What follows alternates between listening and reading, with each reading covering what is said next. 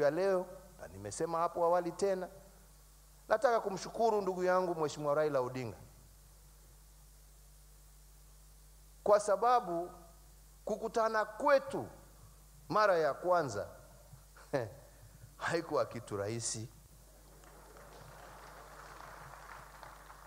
Kila mtu pia, hiyo hofu mlikuwa naye, hata sisi tulikuwa naye pia.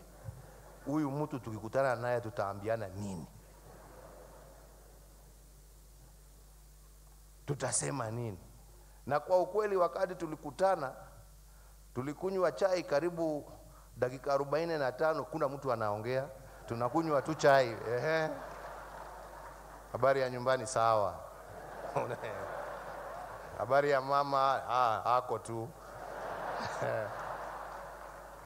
Habari ya watoto wanasoma, wanaendelea. Hakuna maneno mengine inaweza kutoka, kwa sababu ya hasira ya yale ambayo tulikuwa tumerushania huko mbele. Baada ya saa moja hivi sasa, jameni, ndipo sasa watu kuangaliana hapa, tumejifungia ni sisi wawili tu. Ndio mambo ikaanza. Karibu tulale huko sasa. Na tukasema kitu kimoja wakati tulimaliza. Tukasema tofauti zetu sio kubwa vile. Mashindano ndio inatuletea shida hii yote.